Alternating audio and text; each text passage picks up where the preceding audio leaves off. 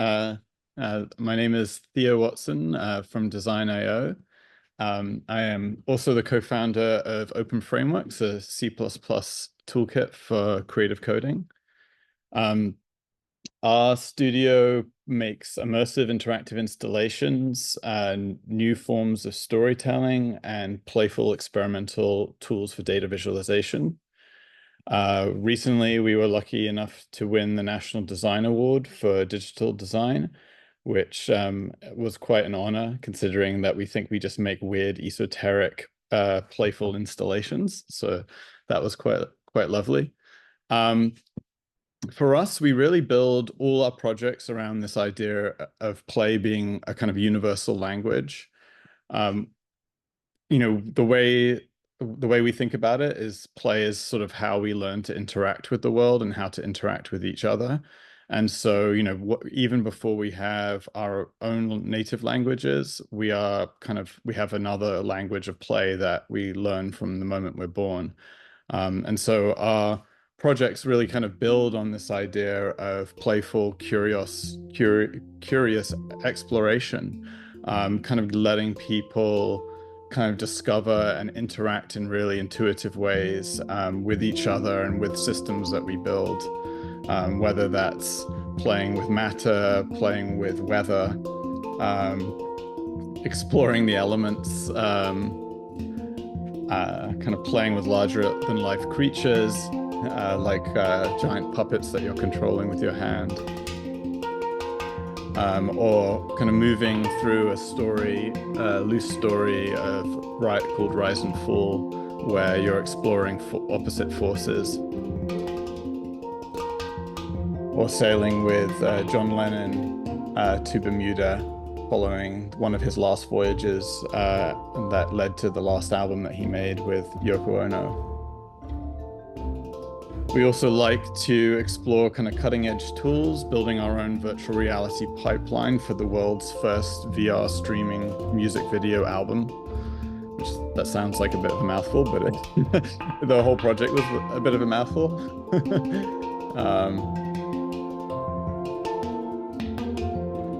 You want to share your screen? Is my screen not coming through? You can see it. It is for me. Oh, okay, cool. And then kind of playing with larger in life systems like connected worlds, which I'll talk about in a second at the New York Hall of Science. I always tend to start our talks with this project Funky Forest, because I think this really embodies kind of everything that we love to do. This was a project where we wanted to build a system where children could make trees with their body and then use the water flowing from a waterfall to keep those trees alive. There wasn't really any objective to this project. It was just about kind of letting children explore a system, and the creatures in the forest would reflect kind of the health and the conditions in the forest. This was the first project that Emily and I worked on and kind of led to us starting Design.io. And, it's still one of our most favorite projects that we've ever made. And it's really interesting how it appeals to different ages and different people in different ways. We've seen like kids, their parents and their grandparents all playing together, and they all play differently. With little kids really interacting more with the floor, and kind of older kids interacting more with the wall, and then some kids becoming managers and trying to kind of direct other kids and sort of like get everybody to work together.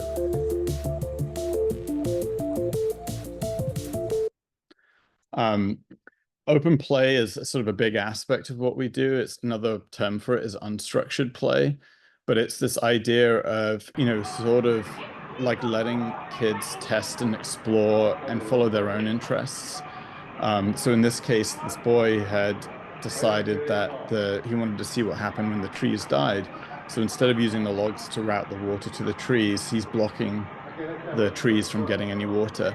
And you can see the trees are sort of fading away, the dry creatures are coming out, and the health of the forest is going down.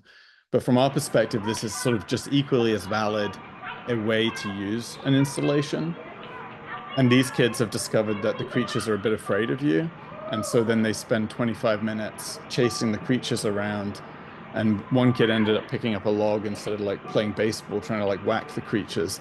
But again, like this was not something that we designed for necessarily, but by kind of having these layers of interaction that some of them are more obvious and some are more subtle, you kind of build a longevity for the experience where people are always discovering new things over time. This Funky Forest project led to one of our biggest projects, Connected Worlds, at the New York Hall of Science. Um, they had the space that was designed for the World's Fair. And kind of just as a joke, I mentioned that originally, when we had made Funky Forest, we had imagined multiple different ecosystems that might be connected together. So there would be another installation where you could follow where the water from this waterfall was coming from.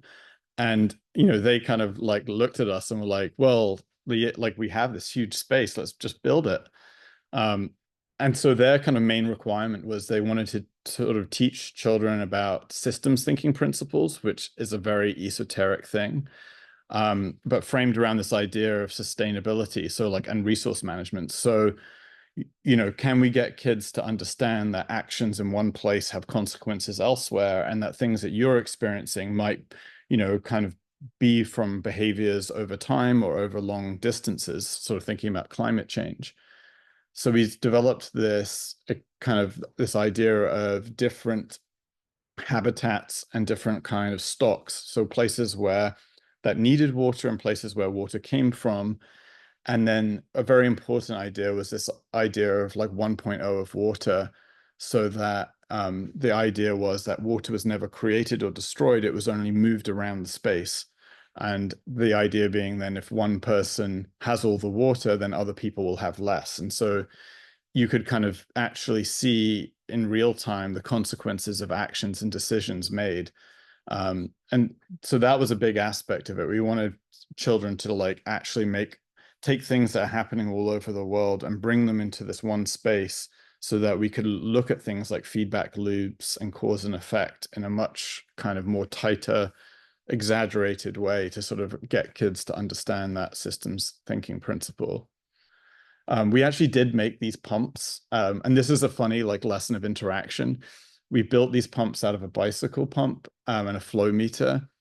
And when we tested these with the New York Hall of Science in the kind of early alpha stage, the problem is that no matter if it was a good idea or a bad idea, the kids would just pump water nonstop all the time.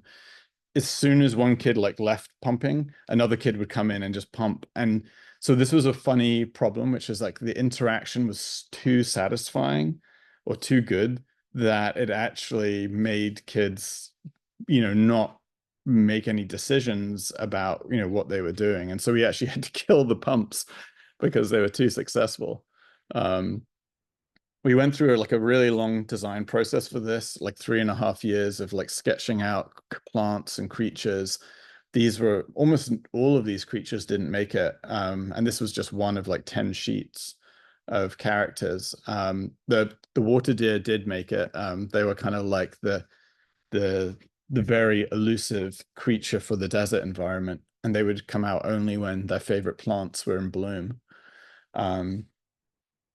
One of the things that we wanted to do with this project is we wanted to be able to have really precise hand tracking so kids could plant seeds for different plants around the space. And, before we'd done most of our work kind of just tracking like the movement of the body and less doing more fine controls. And, this was sort of our, backlit infrared was sort of our mode of operation. But for connected worlds, we needed much more precise hand tracking. And we also wanted to make it work for people like in wheelchairs and when there are big groups of people coming together, standing shoulder to shoulder. So one of the things we wanted to do is sort of, be able to really easily identify people. And then also be able to like do a hand detector that didn't care about what a person looked like. It just looked for the shape of the hand. And that way, if people came together and moved apart, your hand tracking wouldn't get lost. So it's not kind of coming from this idea of like, oh, you're a skeleton that has hands, legs, feet. We were just looking for hands. But one of the challenges we had is like, how do you do hand tracking across a 3,000 square foot space? And we originally looked at thermal cameras, but unfortunately, Emily and Nick both have really cold hands. And so like my hands when I tested were perfect, but theirs were like freezing cold and wouldn't show up. And we realized that like, you know, even like jackets and clothing kind of interfered with thermal video cameras. We looked at the Connect V2 at the time, and that one actually didn't, it's the time of flight model, and it didn't work so well.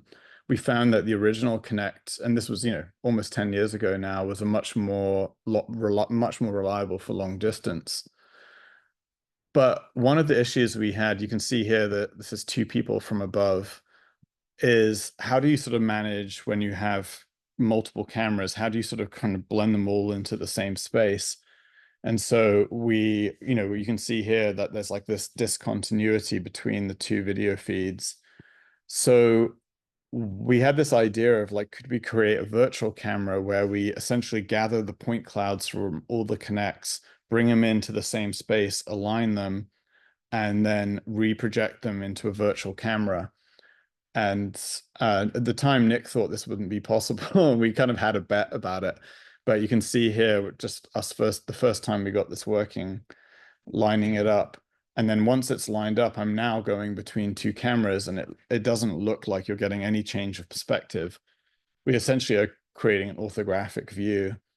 And so a variation of this tool is something we're using now. We've been using on projects for about 12 years, including with like, you know, aerial, backlit, even doing ones where we combine back and top together to create like three-dimensional point clouds. So here now you can see moving between two different cameras, there's no change in perspective. And yeah, this ends up working really well. So one of the benefit of time of flight cameras or depth cameras. This is the final kind of installation process. We were putting it all together in the middle of winter, so we were dealing with New York temperatures inside the unheated space, which was like extreme coding, doing the final projection mapping, and then the aerial cameras, we're tracking the logs on the floor using retroreflective fabric. This was another like 6-month long iterative process to figure this out. But once we had got the tracking dialed in, we did like a kind of homography based mapping. So we have a little test procedure where we move the logs around the space, and eventually the camera view and the projected view line up. So it kind of feels like seamless and magical. So this is the, you know, final experience. It's still running now. It's been over 10 years at this point, and I think it will hopefully go for another 5 to 10 years. It still seems to be very much beloved. And you can see the scale of the the logs to the kids here. One of the interesting factors is we originally had handles on the logs, and to make it easier for the kids to move it, but the kids would then play tug of war games with it. And what we realized that if we took the handles off, it was actually really hard to pick up a log on your own. So it forced you to collaborate. You had to find somebody to help you kind of pick the logs up. So it's like another thing where like you think you're kind of helping people out, but you're actually making it worse by making it easier. So I'll just show a little clip of here. You can see the hand interaction. So, you know, we're tracking from above, so that allows you to stick your hand straight in front of you as opposed to like having to have it off to the side. And the way the interface works is the longer you hold your hand, you kind of move through different seed options. And originally you have to plant all the little plants first, and then once you've planted little plants, you can plant bigger plants and kind of work your way upwards. But the bigger the plant is, the more water it needs. So then you almost set yourself up for failure if you kind of stretch beyond your means. So there's definitely was like a lot of diplomacy where kids were arguing about who needs to get more water, and be like, well, you planted a whole bunch of big trees. Like, why did you do that? And yeah, and even the desert has like different evaporation rates than the jungle.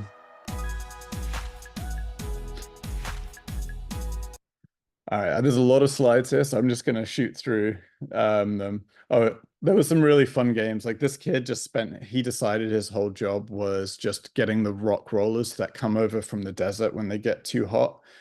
They like to cool off in the river, but by cooling off, and they block the river, so they stop water coming out. So his job for like 45 minutes was just to keep going back and like trying to keep these guys out of the river, which was a pretty tireless job.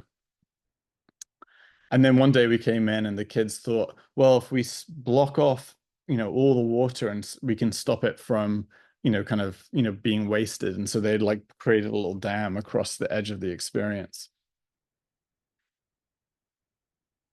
So as you can kind of see from, often when you look at the end product of a project, you see something that looks very polished and clean. But I would say about 80% of our work is a kind of experimentation and often things that you never end up kind of showing or don't end up getting included. But for us, experimentation is the sort of heart of what we do. This was something a long time ago when the Kinect came out. I just thought it'd be fun to be able to do free throws using a Kinect.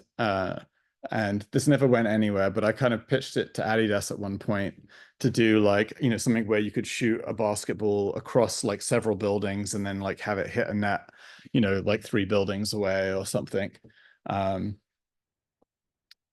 This was a project we did for the Cleveland Museum of Art, where we were trying to recreate Jackson Pollock's action painting. And I got a little bit hung up on like how much time it would take for the paint to travel from your hand to the screen, and was, kind of ended up kind of going down this rabbit hole where I was trying to make it too realistic. And so we ended up doing something completely different, but it was a lot of fun just to mess around with that.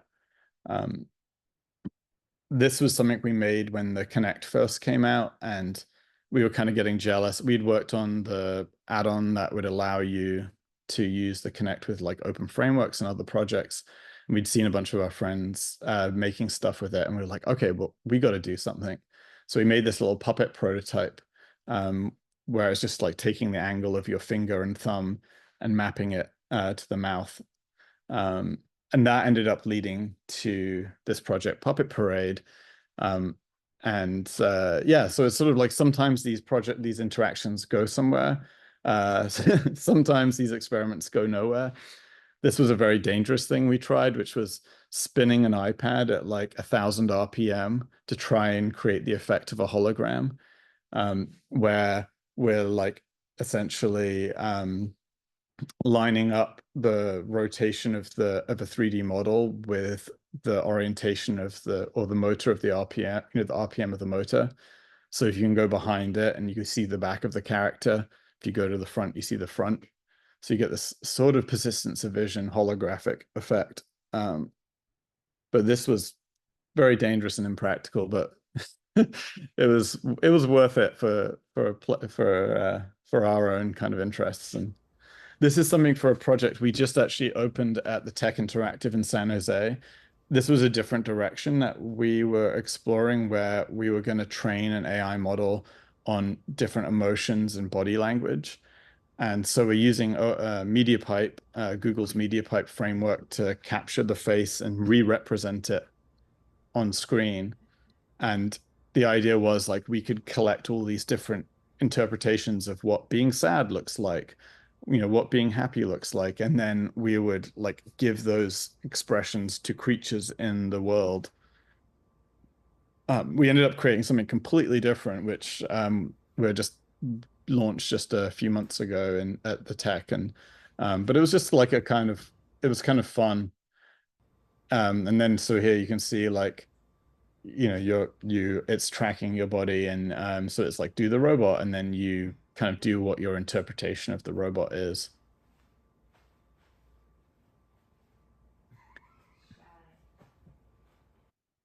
Um, Speaking of robots, we have done a couple of projects where we've interacted with industrial robots, which is actually much more dangerous than working with pixels. But this was a project we did in collaboration with the Toronto International Film Festival and the studio for creative inquiry at Carnegie Mellon. The idea was sort of like, could we give a robot a personality and have it kind of build an emotional relationship to you, where like it would kind of see you and be interested in you and then maybe change its behavior and body language over time. This was an early test we did. The kind of shaking in the head looks like it's kind of intentional, but that was a bug in our rotation code that then we ended up trying to recreate because we really liked how it looked like it was sort of studying you. This is Golan Levin, who's kind of like the godfather of a lot of creative coding. He was the person who helped us get this project going, and he's testing the head tracking that sort of mimics your head tracking. And then one of the things we did, which I think is really cool, is for each person, we stored the robot's feelings in each person. So there's like trust, interest, playfulness, how timid it is, how curious. And the idea is that like if you've sort of built trust with it and you've kind of got it to be playful, but then like somebody else comes in, they might have a completely different response to that person. And so that way, like it can be friendly to you, but very suspicious of somebody else. So here you can kind of see like multi-person interaction. It's been kind of playing with Golan, and I'm kind of like trying to move around behind it, and then it's sort of like kind of, hey, who are you? And then it's like, no, I'm going to go back to Golan.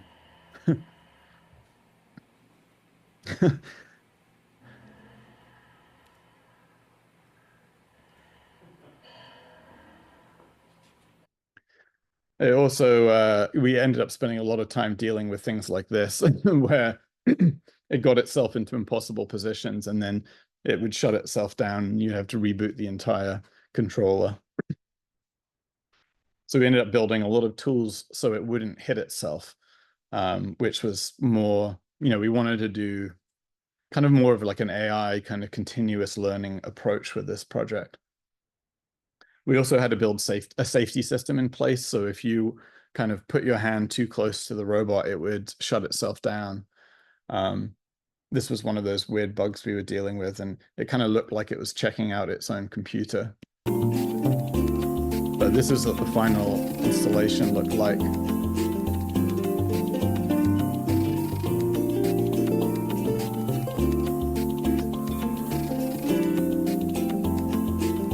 We do another version, I think we want to do it where like you can teach it moves, and then like over time it starts to sort of like build a library of kind of moves like dances and kind of waves and things like that.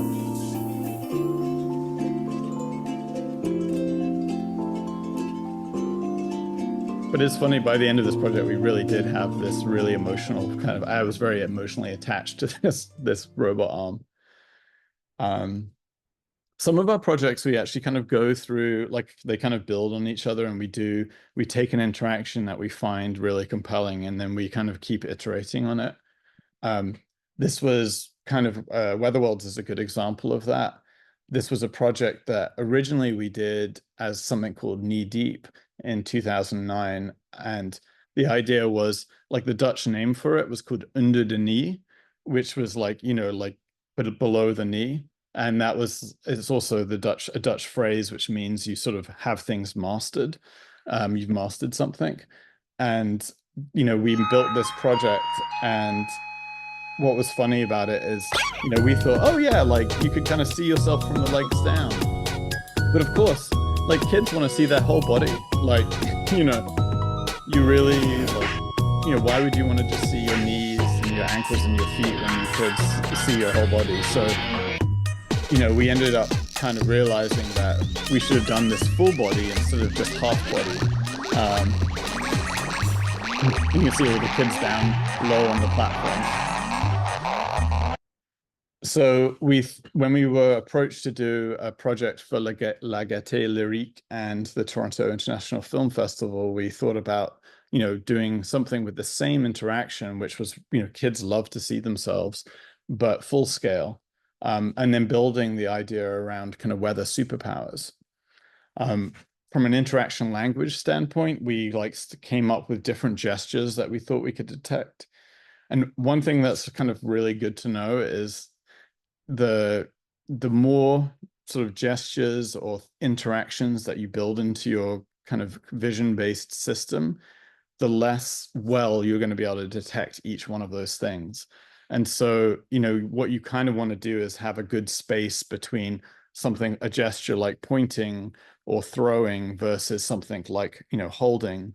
And that's, you know, so that's always a challenge, is like, you know, the more interactions you add in, the less reliable each one becomes.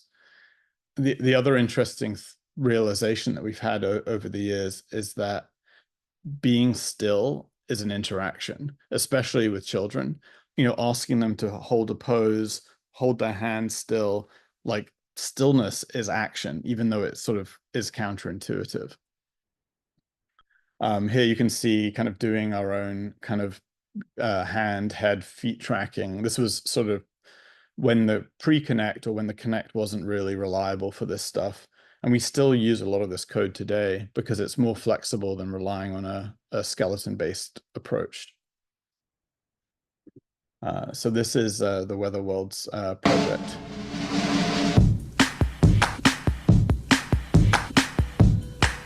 One thing we really liked about it is it actually brought people together, and you would have people interacting with each other who didn't know each other, but they were like this man and this girl. I thought it was father and daughter, but they were just two complete strangers playing together.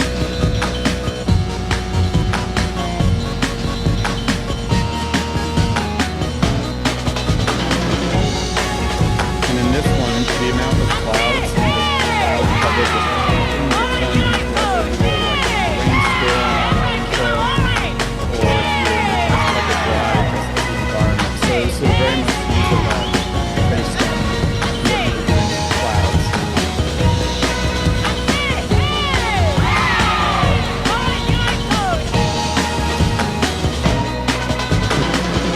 That one stressed me out. I thought it was going to crash for a second. So this project's at the National Children's Museum in DC. If you happen to be there.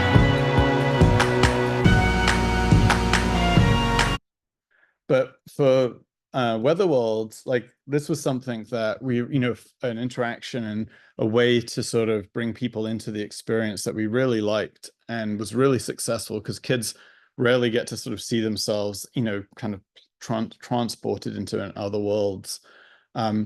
This became the basis of a new project that we just kind of wrapped up, and we don't have really any documentation of it, but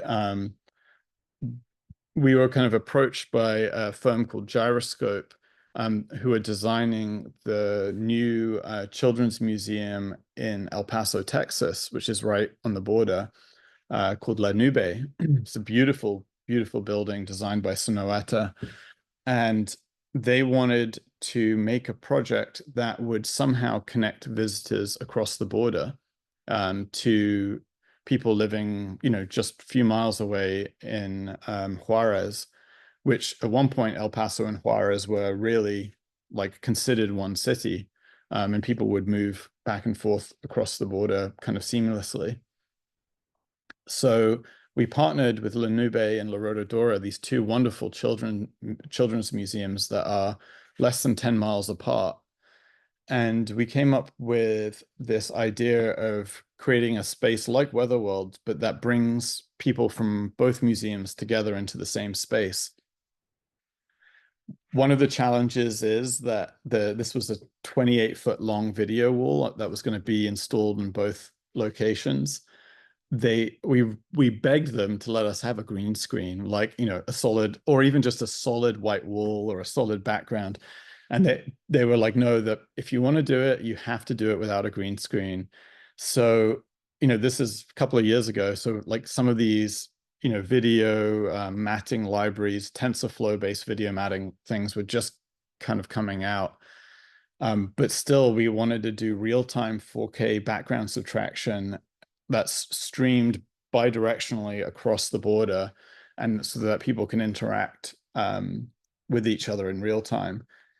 And So I think we spent probably half our time just getting this pipeline working where, we could rotoscope people out, we could do the body tracking on them, we could send the video both ways, including an alpha mask, and then have them be able to interact with elements, that are in, basically like kind of play balloon ball or kind of make poses or hold still, and you could like make cloud forms together. So this is the final experience. This is the La Nube side and the La Rodadora side in Juarez. And when both installations are running at the same time, you will see people from the other space kind of alongside the people in your space. This was very early test video, just when we were installing. The kids on the right are in Juarez at La Rodadora, and the people with the safety jackets on are in La Nube. And you can kind of see how kind of high quality the video is. So this was like just a really interesting project, and it's really nice. People kind of like recognize each other, and they can tell friends to go to the museum at the same time, and then say hi and see each other. And one thing that's really nice about it is you end up kind of finding ways to communicate without language. So you're kind of gesturing, you're kind of playing together, but kind of just through play. You're interacting just through play. So this guy here actually, with the dark t-shirt, he's in Juarez, and we're playing with him, and so I'm hoping we'll get a nice video of this up on our website soon. That was a really, really challenging project in so many different ways, but sometimes some of our most successful projects are really, really simple. And I think we found that whenever we do a difficult project, we almost always want to follow it up with a really easy project, because it's sort of like your brain is just like needs that downtime. But this project field is something we created for a botanical gardens in 2018 in Columbus, Ohio. They have an annual Blooms and Butterflies exhibit. And they just asked us to create a little interactive art piece that would be kind of complementary to their exhibit.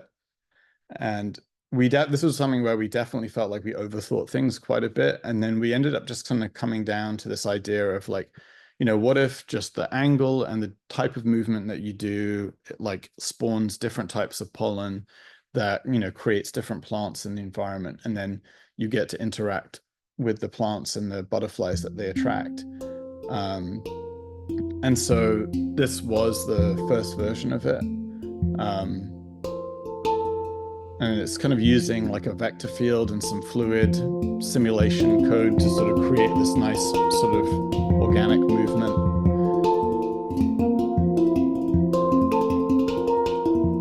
And there isn't much to it apart from this. It's just very much kind of about letting people explore movement and kind of create games kind of in this space. It's something though that like we watch families spend 45 minutes to an hour and a half in there, and it would cycle through seasons. So just at the point that someone was about to leave, like a new season would kind of come in, and then they'd run back and play again. So this one was more kind of, the summer scene was more sketchy, like kind of almost like chalk markers or something.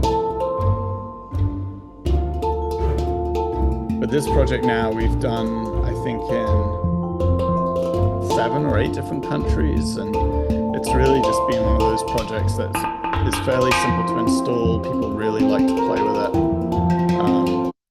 We just installed it at in a library in The Hague in the Netherlands as a video wall, first version of it doing a video wall project. And then recently in San Jose, Adobe built a new headquarters there, and they had a lobby space that they wanted to have an art piece in. And so we installed kind of a customized version of Field with new seasons for them in this 3-sided lobby space. I'll show you a little clip of that.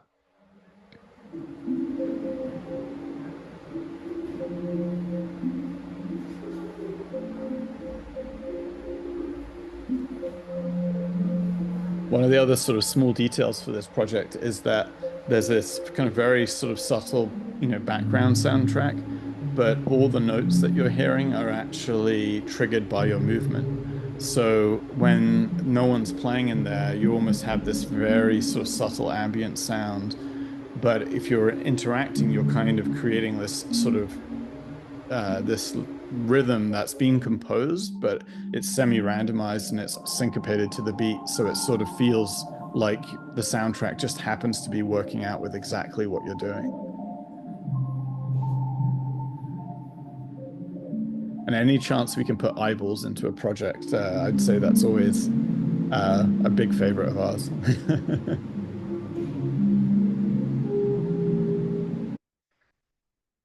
So one other kind of aspect that we often kind of work with is, with connected worlds, but also some other projects is thinking about sort of how can we, create interactive experiences that get people to think about sort of sustainability and kind of some of the challenges we're facing in the future.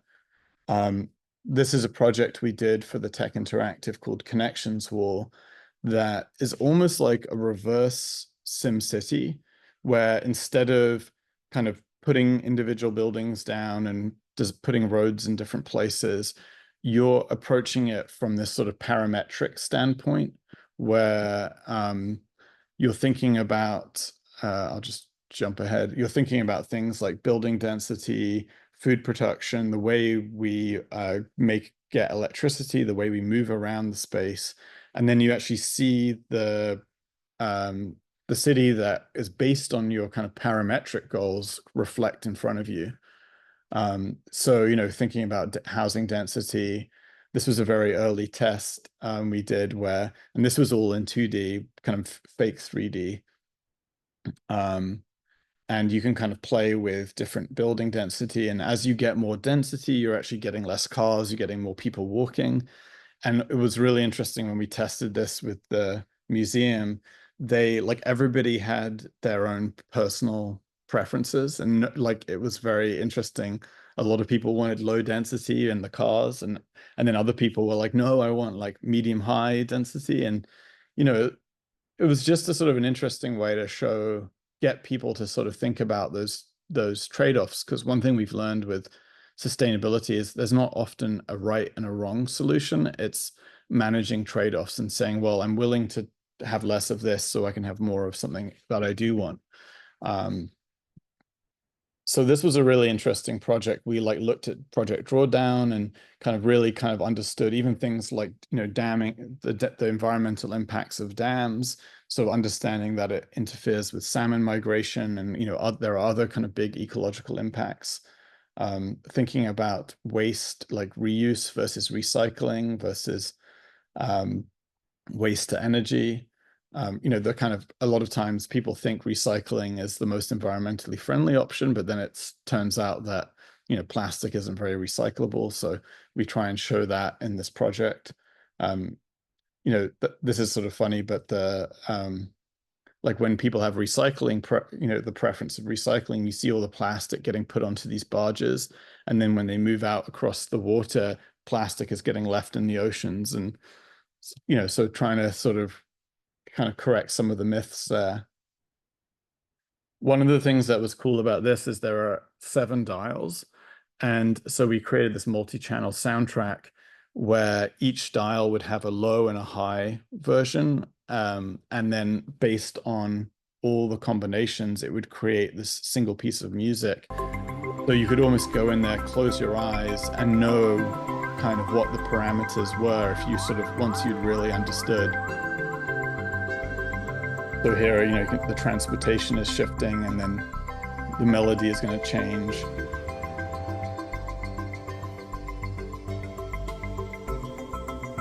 This one is like hard infrastructure. And I had this like low fish solvent beat come in when it gets more hard. And some of it's a bit more subtle, like when you have the big shipping containers coming in, we have this like foghorn light bass sound that's sort of coming through the soundtrack. But this was kind of what the whole space looks like. And this is also running we have 2 projects now at the San Jose, the Tech Interactive down there, one in the basement, one on the top floor. So I'll just show a video.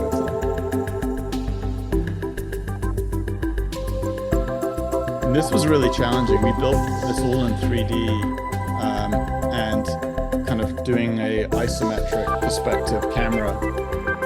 So everything is sort of 3D and dealing with all the challenges of isometric 3D projection. One of the other things that took forever was to stop the cars running over cyclists. I know that's like a realistic thing, but it was really, really hard to not get them to like just run through the cyclists. So we ended up building our own like little GPS and system and our collision detection system. Now I realize why this stuff is so hard. And there are little touch points we can touch stuff and see. One last project. This is another project that's not on our site currently. We just wrapped this up at the end of last year. This was about more, this is for a shipping museum in the Netherlands called the Maritime Museum. And, you know, their whole kind of focus is on shipping. But we thought that like for this refresh they were doing in this gallery, we thought it'd be important to sort of like think about impacts of shipping and the impacts that, you know, both fishing and shipping and, you know, kind of just the maritime life in general has on the ocean. And so everything they focus on really before had been above the water or on the water. And we were like, what if we sort of like have an exhibit that looks under the water and sort of sees some of those impacts, with the goal to sort of have children building empathy with the ocean so that, you know, it can inform the way we think about things like fishing and shipping and the way we get our goods. So this is the space that we created as part of a larger exhibit on the ocean. And we did a 3-sided interactive installation where you can play in the open ocean, explore the deep, and interact at the tidal zone. And so, and there are different kind of interactions at the tidal zone. You can sort of see help or the fish get snagged or kind of help them escape. And then you can explore under, lift up rocks and explore under rocks and see sort of the different life that's there. And then in the open ocean, you can actually embody different creatures. You can embody kelp and plant kelp forests, which help bring in more life. Or you can embody a school of fish, and then embody an octopus who will then eat the fish that maybe another kid is embodying. So this is sort of doing arm tracking across, you know, and then mapping that to the legs of the octopus. And then if you stay still, the octopus actually goes camouflaged. So then the fish don't avoid it as much.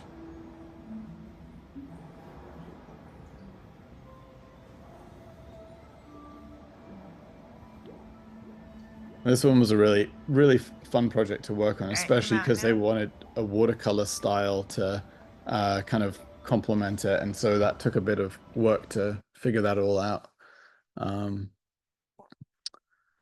So yeah, what's next for us? We're still playing a lot. We're kind of thinking about new forms of interaction.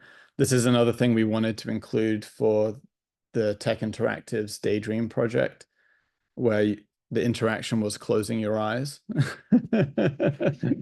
But for us, it's we're going to keep playing. We're doing a lot more stuff with AI at the moment, but trying to do interesting and kind of non-exploitative things with it.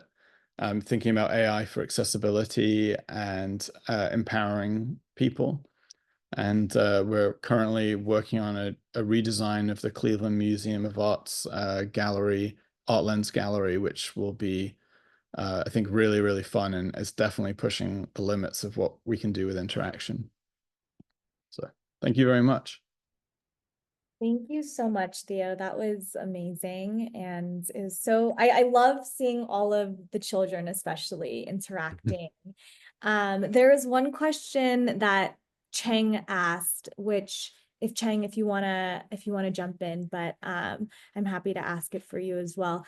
But one of the questions was, do you find it harder to engage with adults when setting these types of things up? And this is my addition to it. It's like, how are you like tapping into like what the kids want? Or is that kind of just like, you know, how you were saying you kind of had to pivot once you already launched it and you were like, okay, we have to like take off the handles, or how you were kind of explaining that? Yeah. Is it harder? Yeah, that's a good.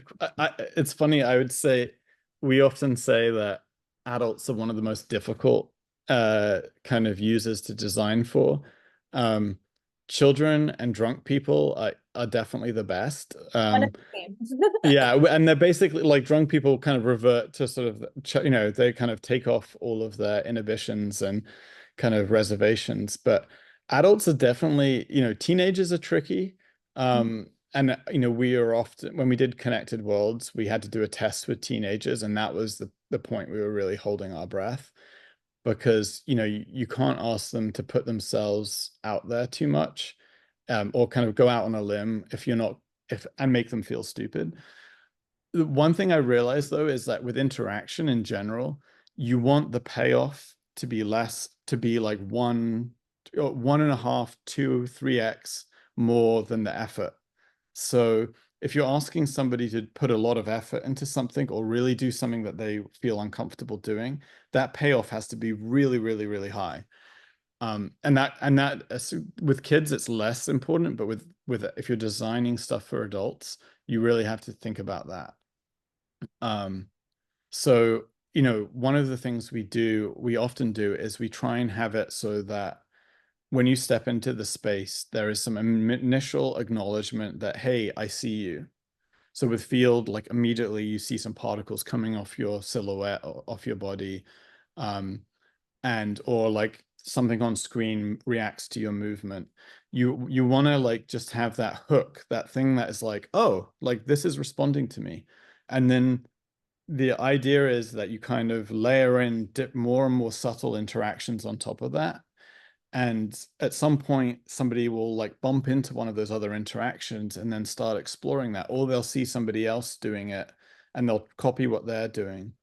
And so I think as long as you have an easy entry point where the reward is more than the effort, then you're in a good spot. But we often get people saying, well, you know, we'll make them do this like 5-step thing, and then they'll be able to see a picture of themselves online when they go to the website. And I'm like, do you realize like nobody wants to do those things, and nobody cares that they have like that they'll, you know, their picture will be uploaded to a website. So, you know, that's the way we approach it, I guess, is like thinking about very low barrier to entry interaction as a kind of hook to bring you in.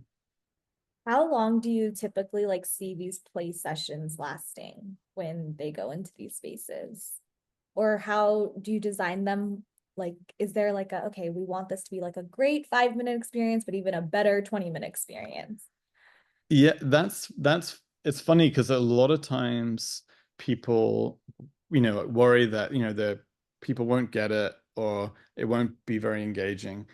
I think most of our projects like Funky Forest, Connected Worlds, Field even, especially for children, the interaction is like 30 to 40 minutes Wow. if they don't have parents pulling them out. When we did Funky Forest originally, there was these kids who were playing with it for like 20 minutes.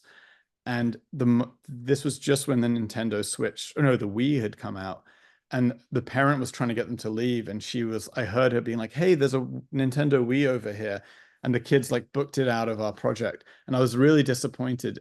And then 3 minutes later, they like ran back into it. And the parent was just like, oh, you know, um, the Connections Wall project that I showed with the kind of different knobs and the sustainable kind of, you know, city concept, that one, they were like, we really want this to be a 5-minute to 10-minute experience because it was actually the entrance to the exhibit, the rest of the gallery. It wasn't meant to be a long dwell time.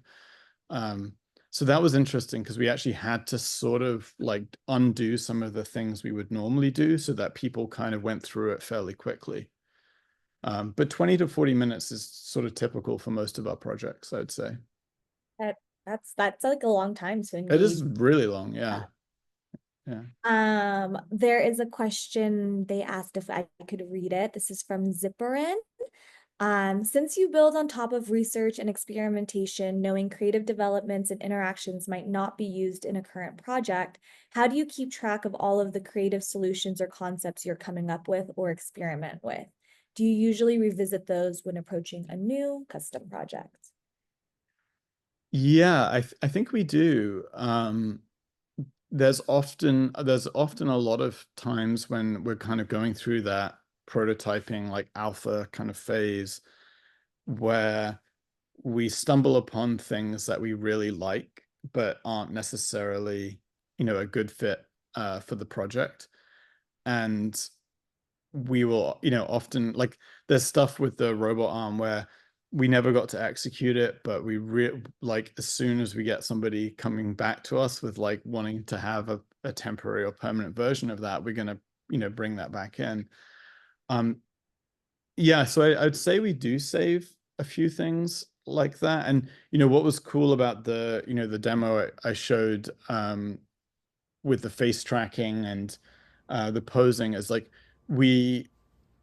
this ended up not being anything what we did, but what we ended up doing is we made a snake plant where the angle of your head would get it to move around the space. So basically, whatever you were looking at, this giant sort of like kind of cobra-like snake would like kind of come out of this, hole and actually kind of go and almost like Puppet Parade and stretch over and interact with that. So, we'll often end up repurposing the tools. But I would say that we often sort of start from scratch because we want to sort of do the brief or the concept justice. And if stuff from other projects comes in, then that's sort of a nice bonus. But I think on our end we're quite eager to like think about what's next so that we're not always just revisiting the same tools. And so even right now we're like doing a lot of stuff with Python and C++ together and kind of running machine learning and AI stuff, but then piping it into open frameworks, just because we don't want to get too lazy or complacent and rely on the same kind of interactions. Nikolai has some great questions here, leaning into process. Do you want to ask those, Nikolai? Sure. Theo, thanks for sharing all this stuff. It's really, really lovely work. Oh, thanks. Two questions. We might not have time for them, but one was experimentation and iteration clearly factor heavily into your work. You did mention that a lot of the projects they sort of build on each other, which makes a lot of sense. I'm kind of curious, given the uncertainty that prototyping entails, particularly when you're leaning into stuff that you haven't done before, how are you structuring those projects? Yeah, is coming from sort of a producer standpoint, like how are you structuring and scoping those projects? Particularly, like I said, with projects where you're really sort of leaning into something you haven't done before. Yeah, actually, right now we're working with the Cleveland Museum of Art. We're in the prototyping phase, and a lot of the concepts of things that we haven't done before. Um, and what's funny, one thing I found that's funny is like actually the core kind of soul of what a project is fairly easy, quick to prototype and test. It's sort of like, we're doing like stuff with, face tracking right now and, just doing really kind of playful stuff with finding ways to match you with artworks. And those things are actually pretty quick to prototype. The really slow thing is that kind of final polish and then, the user flow, the interaction flow, and like, what is it doing when no one's there? And like, what do you have, if it's a one person thing, how do you handle multiple people? So it's funny because right now, like we've done about 10 to 12 prototypes for, almost all the interactives. And that's been about a month and a half. And they're kind of surprised how quickly it's going. But, in a way, it's like the last 10%, it takes up 90% of your time. Like, how do we deal with text? How do we like, and we're also doing a lot of work with accessibility. So if somebody is blind or visually impaired, how do we kind of open this up to them? Is there a way that we can include them in the experience. And Mhm. so yeah, I think in a way, prototyping is what comes easy to us. It's the sort of final polish that's the hardest. And I would say probably the hardest thing out of any step in a project is even just figuring out what it is at the beginning, like what you should be prototyping. Um, you know, I think the worst thing is when a client comes and says, like, make whatever you want. That like we had a project recently like that, and it took us so long to get there. It's so much easier when someone's like, I want you to do something around sustainability, or kind of, here's a robot arm, do something with this robot arm, you know. But when it's like, do your dream project, and you know, it's like that's the kiss of death. Cool. I'm Thanks for really sharing. I'm really inspired by how much like all of this is rooted in play. And there's the second part of Nikolai's question, which was just like wanting to know more about what led you to this career path. And I it's so nice when you can just say like, oh, a lot of what I do is, you know, rooted in play and working with kids and like inspiring this new generation. So yeah, what led you to this industry and to this work? Yeah, that's a good question. So both Emily and I were at Parsons School of Design, along with Stephen here, and we were in the design and technology program. I was taking classes with Zach Lieberman, who was a Golan Levin student, and then partner in kind of a art collective, and learning about things like computer vision and projection and, you know, computer animation. And Emily was at Parsons, like wanting to learn how to build like robotic puppets, thinking about interactive storytelling, like branching narrative stories and ways that we can use sort of technology to engage with children in new ways. And basically, Funky Forest was sort of how we came together. I was kind of trying to make a career as an installation artist in the Netherlands, and Emily was doing motion graphics for New York companies. And this children's festival in Amsterdam called Cinekid, which was at the time, you know, the most, you know, apart from Ars Electronica, it was probably the most cutting edge new media festival in the world. And Cinekid approached us and said, hey, like, you know, Emily's doing design for kids and has a background in that, and you're doing interactive installations. Do you guys want to make something together? And it really was kind of like jumping into the deep end. But there was this, when we did the project, I think we spent 4 days without sleep. Like we slept in the gallery space in this big industrial building, and just would, like, you know, we're living on candy and like energy drinks, and we were exhausted and completely demoralized and burnt out, and we kind of just were questioning everything. And we came back to it after finally sleeping once it opened, and we ran in, you know, we came in there, and the space was just packed with children, and we watched kids for hours, just, and the same kids like not leaving, just playing and playing and playing. And there was this sort of euphoric moment of like, wow, we made something that people like, and they really like it. And you know, we sort of, it wasn't like an intention for us to go into this kind of career. You know, I was still trying to take myself very serious as this, you know, serious media artist. And but we realized that this is just, it kind of combined innovation and kind of creativity and storytelling and um, you know, and kind of cutting edge technology. And it was just like a very happy place to be in. Um, so we really like doing non-kid stuff as well, but it's still like the thing that gives us the most joy is, you know, making something that's gonna, like, they're gonna grow up with this as, this is just how the world is. Like, oh yeah, I'm just gonna interact with a giant like interactive environment where I'm like changing the climate and doing these things, and like kids just normalize everything. And so I love that we get to sort of bring this sort of magic into their world and normalize it. I think magic is like definitely the key part of this. It's so fantastical and magical and so lovely. Um, There is one more question, but I know we're like also over time. So if anybody has to jump off, totally understand. But there's one last question from Chris about maintaining these projects. Do you spend a lot of time with that, especially the physical part that can be difficult?